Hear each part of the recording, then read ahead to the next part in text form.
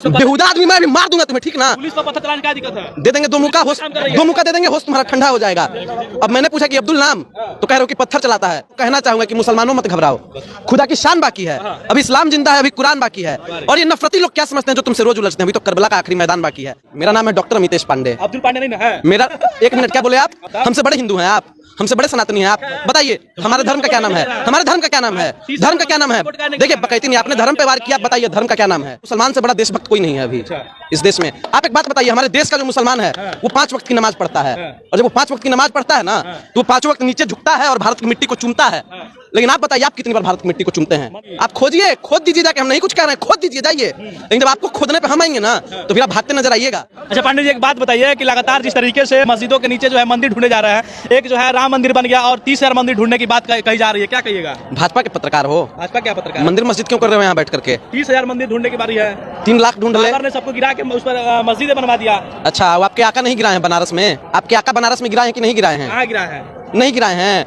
कैसे बेशर्म आदमी है, आपको कुछ समझ में आता नहीं है। जब काशी कॉरिडोर का निर्माण हो रहा था ना, तो सैकड़ों शिवलिंगों को हटाया गया, जो छोटे छोटे मंदिर थे उनको हटाया गया। लेकिन इस पे आप नहीं बोलेंगे क्योंकि वो आपके आका हटा रहे थे। डर कह रहे हैं? डर कोई नहीं रहा है, बिल्कुल सर्वे कीजिए, सर्वे होना चाहिए, कोई दिक्कत नहीं है, लेकिन ये कोई मतलब नहीं है। आप बताइए पिछले बार 2 बार सर्वे हुआ ना वहाँ पे, संभल में जब पहला सर्वे हुआ तो किसी प्रकार की कोई घटना क्यों नहीं घटी? मुसलमान नहीं जान रहे होंगे, पत्थरबाज लोग हैं, पत्थर चलाने लगते हैं। आप नहीं है पत्थरबाज, आपका क्या नाम है? सुनिए, देश के मुसलमानों को पत्थरबाज आप कह रहे हैं, आप उनसे ज्यादा बड़े वाले देशभक्त हैं। पत्थर कौन चलाता है? पत्थर जो चलाता है वो लफुआ होता है, जो पत्थर चलाता है वो लफुआ होता है, उसका कोई कौम नहीं होता, कोई धर्म नहीं होती, कोई जात नहीं होती। और जहां तक आप मुसलमानों के देशभक्ति पे शक कर रहे हैं ना, आप एक बात बताइए, आपका जो भी नाम हो मुझे नहीं पता, लेकिन मुसलमान से बड़ा देशभक्त कोई नहीं है अभी इस देश में। आप एक बात बताइए, हमारे देश का जो मुसलमान है वो 5 वक्त की नमाज पढ़ता है, और जब वो 5 वक्त की नमाज पढ़ता है ना, तो वो 5 वक्त नीचे झुकता है और भारत की मिट्टी को चूमता है। लेकिन आप बताइए आप कितनी बार भारत की मिट्टी को चूमते हैं? मंदिर को तोड़ के चूमता है। मंदिर को तोड़ के चूमता है, बेहुदा आदमी। अब तुम नमाज पढ़ने पे रोक लगाओगे किसी के? नमाज पढ़ने पे रोक लगाइएगा, इबादत करने पे रोक लगाइएगा आप किसी के भी? सुनिए, मंदिर मस्जिद बने ना बिगड़े, सोन चिड़ैया बनी रहे और देश की जनता भाड़ में जाए, अपन सत्ता बनी रहे, यही भाजपाइयों का काम है और भाजपा के कुछ पत्रकारों का काम है। बाकी मंदिर खोदना बाकी है, आप खोजिए ना, आप खोजिए, खोद दीजिए जाके, हम नहीं कुछ कह रहे हैं, खोद दीजिए जाइए। लेकिन जब आपको खोदने पे हम आएंगे ना, तो फिर आप भागते नजर आइएगा। इतना आसान है खोद देना किसी को भी? आप धार्मिक स्थल के विषय में इस प्रकार का बयान कैसे दे सकते हैं? क्या दिक्कत है? कानूनी कार्रवाई देश के कुछ पत्रकारों पे भी होनी चाहिए, जो महंगाई, बेरोजगारी, भ्रष्टाचार, इन सभी से हट करके मंदिर और मस्जिद दिखा रहे हैं दिन भर। आपको ये नहीं समझ में आ रहा कि महाराष्ट्र में जो चुनाव हुआ था, ईवीएम का जो मुद्दा था उसको दबाने के लिए इस प्रकार की घटनाएं सामने आ रही हैं, लेकिन आप इस पर कुछ नहीं बोलेंगे। सुप्रीम कोर्ट का आदेश था। सुप्रीम कोर्ट का क्या आदेश था? सुप्रीम कोर्ट का आदेश था जांच करने के लिए। कितने पन्नों में आया था आदेश? आपने पढ़ा है आदेश को? सुनिए, डिग्री क्या है आपकी? पुलिस ऐसे चल रही है। साहब की तरह आप डिग्री नहीं दिखाएंगे। अगर आप साहब की तरह डिग्री नहीं दिखाएंगे तो मैं भी अपनी डिग्री नहीं दिखाऊंगा। मेरा नाम आपको पता है पहले? अमितेश पांडे है। नहीं, मेरा नाम है डॉक्टर अमितेश पांडे। अब्दुल पांडे नहीं है? मेरा, एक मिनट, क्या बोले आप? अब्दुल पांडे नहीं है? अब्दुल पांडे कहाँ से आ गया? पांडे आपको सरनेम दिख रहा है कि नहीं? कौन कह रहा है? आप तय करेंगे। हमसे बड़े हिंदू हैं आप, हमसे बड़े सनातनी हैं आप। बताइए हमारे धर्म का क्या नाम है? हमारे धर्म का क्या नाम है? धर्म का क्या नाम है? देखिए बकैती नहीं, आपने धर्म पे वार किया, बताइए धर्म का क्या नाम है? हमारे धर्म का क्या नाम है? सत्य सनातन वैदिक धर्म। और सत्य सनातन वैदिक धर्म को मानने वाला व्यक्ति अमितेश पांडे। अमितेश पांडे एक सनातनी ब्राह्मण आदमी है, हिंदू आदमी है। और खबरदार अगर आपने धर्म और जात की बात की, तिलक और कलावे पे बात की, मैं बर्बाद कर दूंगा। मैं ठीक आदमी नहीं हूँ, पहले आपको बता रहा हूँ। 30,000 मंदिर जब खोले जा रहे थे, क्या विरोध कर रहे हैं आप? कौन विरोध कर रहा है? विरोध कर रहे हैं? मंदिर खोजने का कोई विरोध कर रहा है? हमसे बड़े पुजारी हैं आप। देखिए भगवान बाबा विश्वनाथ की नगरी है काशी, और आप कह रहे हैं कि वहाँ मंदिर नहीं है। अजमेर दरगाह को भी खोजा जाएगा। अजमेर दरगाह को खोजा जाएगा? आपके फूफा वहाँ पूजा करते थे ना? आपके फूफा पूजा किए हैं वहाँ? अरे हिंदू संगठन के लोग। आप कौन से संगठन के हैं? अरे हिंदू संगठन के लोग वहाँ पर याचिका दायर किए। तो आप कौन संगठन से हैं? अरे आप बताइए ना। सावरकर वाले संगठन से हैं कि गोडसे वाले? और दूसरी बात, आप अब्दुल कह रहे हैं ना, अब्दुल नाम से आपको क्या दिक्कत है? आप बताइए पहले। कोई दिक्कत नहीं है। अब्दुल के जहाँ दिक्कत है, पुलिस में बेहुदा आदमी मैं भी मार दूंगा तुम्हें, ठीक ना। पुलिस को पत्थर चलाने क्या दिक्कत है? दे देंगे दो मुक्का दे देंगे, होश तुम्हारा ठंडा हो जाएगा। अब मैंने पूछा कि अब्दुल नाम, तो कह रहे हो कि पत्थर चलाता है।